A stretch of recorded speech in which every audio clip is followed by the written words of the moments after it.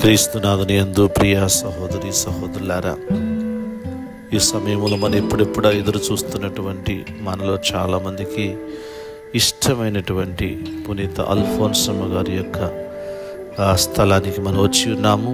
ఆమె సమాధి ఇక్కడ చేయబడినటువంటి స్థలము, అద్భుతాలు జరుగుతున్నటువంటి స్థలము. పునీత అల్ఫోన్సమ్మ గారు కూడా FCC సభకు చెందినటువంటి అమ్మగారు. ఆమె మరి ఆగస్టు నెల 19వ తారీఖు 1910లో ఆమె జన్మించారు. ఆమె జూలై 28, 1946లో ఆమె మరణించారు అన్నమాట. అయితే అల్ఫోన్సమ్మ గారి జీవితం గుర్తుకు రాగానే మనందరికి గుర్తుకొచ్చేది ఏంటంటే, ఆమె స్వరూపాన్ని చూస్తున్నట్లయితే ఒక జపమాల, చేతిలో బైబుల్ ఉంటుందన్నమాట. ఇది నిజంగా మనల్ని ఆకర్షిస్తుందన్నమాట. మన ఆధ్యాత్మిక జీవితంలో చాలా ముఖ్యమైనవి రెండు కూడా, జపమాల, బైబుల్ ఇవి మన చేతిలో ఉండాలి. జపమాల ద్వారా మరి రక్షణ కలుగుతుంది. అనేక మందికి ఆమె జపమాల ప్రార్థన ద్వారా అనేక మందికి ప్రార్థన చేస్తుంది. దేవుని వాక్యాన్ని తీసుకొని ప్రార్థన చేస్తుంది అన్నమాట. అయితే ఈమెను మరి ఫిబ్రవరి నెల 8వ తారీఖు 1986లో ధన్యత పట్టం ఇచ్చారు. అదేవిధంగా అక్టోబర్ 12, 2008 సంవత్సరంలో పోప్ బెనడిక్ట్ 16 గారు ఆమెకు పునీత పట్టాన్ని ఇచ్చారన్నమాట. ఇది చాలా సంతోషకరమైనటువంటి వార్త. ఈమె ప్రత్యేకత ఏంటంటే, భారతదేశంలో మొట్టమొదటి స్త్రీ మరి పునీతురాలుగా చరిత్రలోకి ఎక్కిందంటే పునీత అల్ఫోన్సమ్మ గారు దానిలో మొదటిగా ఉన్నారు.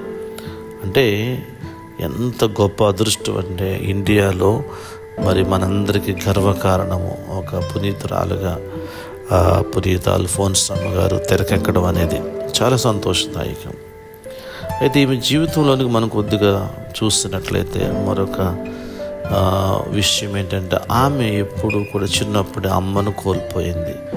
చిన్నప్పుడు అంత మంచి బాల్య జీవితం ఆమె ఎంజాయ్ చేయలేకపోయింది. తర్వాత సిస్టర్ ట్రైనింగ్కి వెళ్ళినప్పుడు ఆమెకి ఎప్పుడు ఫీవర్గా ఉండేది, టైఫాయిడ్ ఫీవర్ అని చెప్పేసి. ఎప్పుడు ఆస్మా సంబంధమైనటువంటి వ్యాధులు, దగ్గు, జలుబు అలా వస్తూ ఉండేదన్నమాట. అలాగే ఒకసారి ఒక దొంగవాడు ఆ యొక్క ఇంట్లో దొంగతనం చేస్తున్నప్పుడు చూసినప్పుడు ఆమె ఆ షాక్ అయ్యి భయంతో నిండిపోయిందన్నమాట.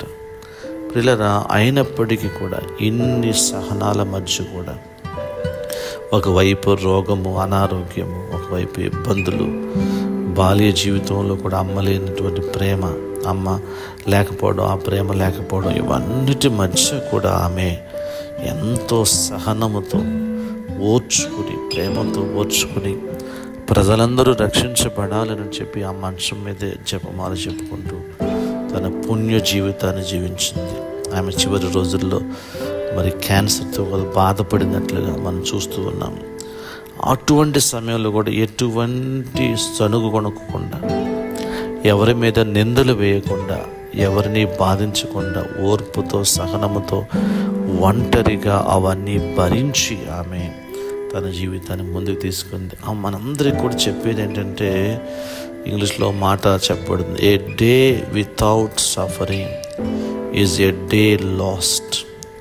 అంటే అర్థం ఏంటంటే, ఒక రోజు అంటే సహనము లేనటువంటి రోజు నిజమైనటువంటి రోజు కాదని. నిజంగా మనలో చాలామందికి సహనమైన, శ్రమలైన ఇష్టం ఉండదు. అంతా బాగుండాలని మనం కోరుకుంటాం, మంచిదే. కానీ శ్రమల ద్వారా రక్షణ ఉందని, శ్రమల ద్వారానే మనము ఆధ్యాత్మిక పదములో ముందుకు వెళతామని చెప్పి అల్ఫోన్సమ్మ గారు మనందరినీ కూడా తేజోవంతులను చేస్తారు. ఒకప్పుడు మనం ఎన్ని ఫెసిలిటీస్ ఉన్నా సరే, ఎన్ని సౌకర్యాలు ఉన్నా సరే, ఒకసారి మనం కొద్దిగా ఇబ్బంది పడుతుంటాం.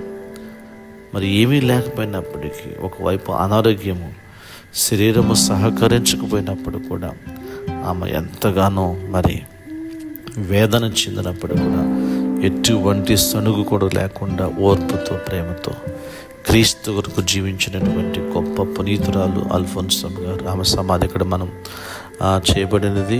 ఇది భరణంగానం అటువంటి స్థలంలో మరి ఈమె సమాధి చేయబడినది. కాబట్టి ఈ స్థలము చాలామంది ఇక్కడికి వచ్చి ప్రార్థన చేసుకున్న వాళ్ళకి అద్భుతకరమైనటువంటి స్వస్థతను, ముఖ్యంగా అనారోగ్యం ఉందో వాళ్ళు ప్రార్థన చేసుకున్న వాళ్ళకి మంచి ప్రార్థన దీవెనలు వస్తూ ఉన్నాయని చెప్పి నమ్మకంగా చాలామంది ఈ స్థలానికి వస్తున్నారు.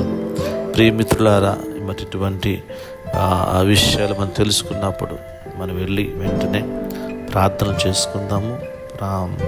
అల్ఫోన్స్ అమ్మగారి, పునీత అల్ఫోన్స్ అమ్మగారి ప్రార్థన సహాయాన్ని అడుగుదాము.